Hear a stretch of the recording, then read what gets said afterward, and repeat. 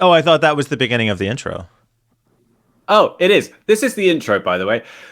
This is Not So Critical Update. And today we're going to be talking about CNET and OpenAI. Well, not. They didn't actually use OpenAI. CNET being caught with their pants down because they used AI to generate a ton of content. Nobody's surprised. Mike points out that it's surprising that it's such a big publication that there are only millions from it. But, whatever. We know that. Actually, what happens is that we spend a ton of time just talking about AI and other stuff, but it's kind of fun. So for the second time this week.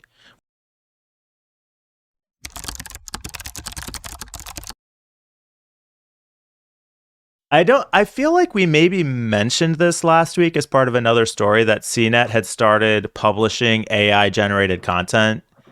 And so terrible. They ran into some trouble. So first, they didn't say they were doing it, but they kind of got caught, got a little bit of criticism online for doing it. Then it turned out that there were mistakes in the content. So they came out and said, well, we're having them reviewed by people to catch these kinds of errors, but it's okay, don't worry.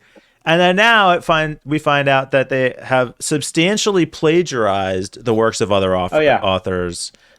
This AI did in generating these stories. So it's been taken down and they're trying to figure out what to do.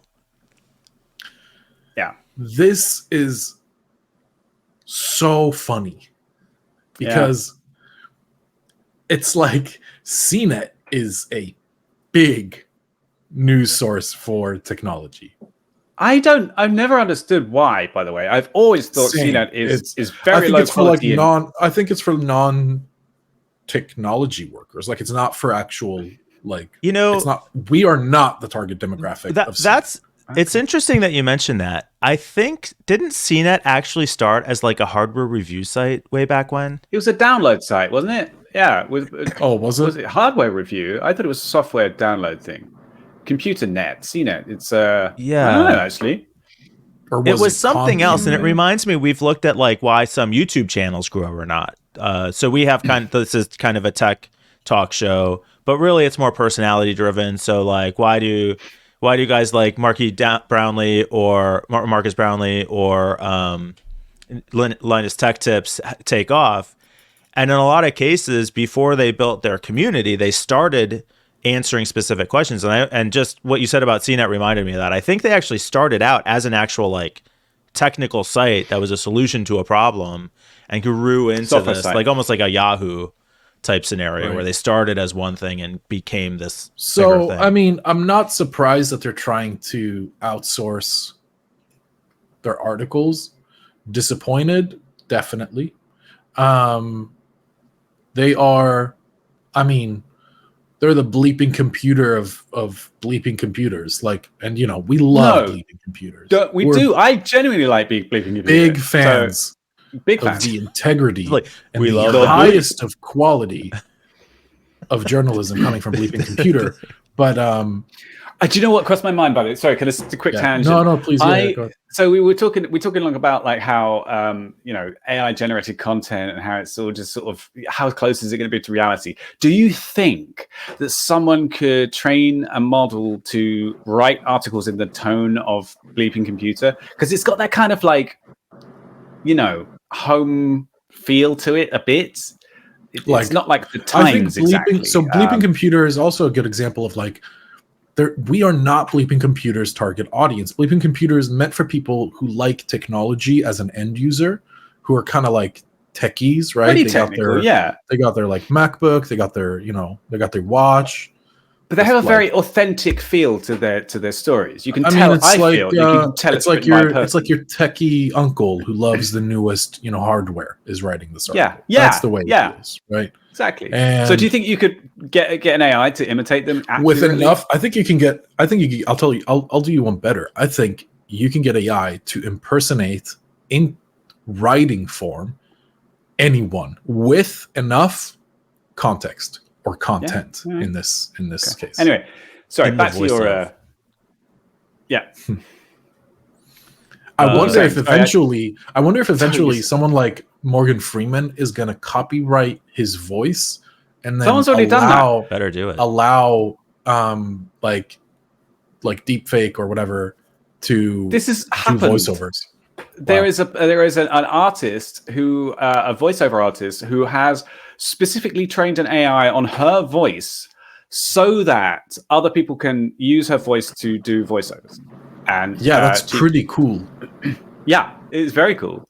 But one of the things it reminds me of is one of these mentor programs. I think we talked about it a couple of weeks ago, where there's a service where you can ask for advice and get a response in the tone of, or as I think it was like Oprah Winfrey, Paul Graham, Socrates, different great thinkers of our time. I'm not sure if those all qualify.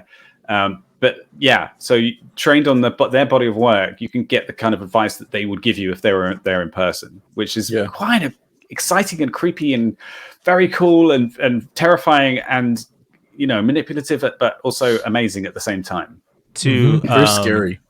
AI generated content, there is a whole ecosystem of AI generated YouTubers who have the scripts written by, there was a tool called I want to say Ask Jeeves, but that's the old search engine, Jarvis.ai, now ChatGPT. They'll ask it to generate an outline for the show. They'll ask it to generate the script. They'll ask it to generate the title and the description. Then they take that and they feed it into a text-to-voice system that actually performs the script. Then they download stock photography and stock video to put together, and they put out these videos that we've all seen, I'm sure, that'll be like about the new 2023 Nissan Altima. It's 10 things you need to know. Sam Altman did that. Sam Altman did that as a demonstration. Sam Altman, the CEO of OpenAI, did that as a demonstration of like the capabilities of their stuff, and actually specifically made a YouTube channel with scripts written by AI. There's fascinating stuff. I think there's also an AI Twitch streamer, or a couple, if I recall correctly, that is like VTube version, but it basically processes Twitch chat and answers questions. And I bet you there is some clandestine ones that you don't know are AI. Something like, you take a VTuber, which is this 2D moving, in real time picture, generally of anime girls, and you feed it responses, or you feed it prompts from Twitch chat to ChatGPT, and it answers. You could totally. I saw a VTuber, a virtual tuber, do co-present a security paper where there was a guy who was like present in the conference room, and he was doing the presentation on some attack that they talked about, and on the screen next to him was the VTuber, which was, as you said, an anime girl on the screen, and it was a virtual voice reading out the things that were being written by that person. And there's a bit of interaction between them to prove that they weren't the same person, because there had been some rumors about it. But they had co-authored a paper, and it was really different. So this will become the norm. Do you guys? I don't know if it'll ever become the norm, but do you guys mind if I pull the curtain back a little bit on the show and reveal in this episode that we actually are deep fakes? Yeah. And in reality, we're three 13-year-old girls. All in the same room together. I mean, I'm sitting right here next to Peter and John, but we're no clue about. I don't know anything about security. Actually, I just asked ChatGPT shit. We use ChatGPT to generate what we need to talk about. Deep fakes and voice. So deep voice fakes. CNET and AI. Do we care? I mean, still talking about that. I feel like we're just gonna keep seeing this, and we're gonna keep seeing new ways of gaming the system, if you want to call it that, I guess, in a way, using ChatGPT or a alternative, bad alternative in this case. We're just gonna keep seeing this, and that's that. Yeah. I think the reason this article is notable, or it's an article in the first place, is because it's easy to shit on terrible publications like CNET and go, well, I think more than that, it's the size of CNET. This has been happening it's been happening on YouTube. It's been happening in blogs for years. Yeah. Here's a okay. big publication that got caught, and that's why it's next. That We're going to are hear earning about millions. We're going to hear about as well. a doctor. Like a teledoctor is actually not a teledoctor, and it's a ChatGPT alternative. Like we're just going to keep hearing about these scenarios, and we'll be here to talk shit about them. Yeah. All right.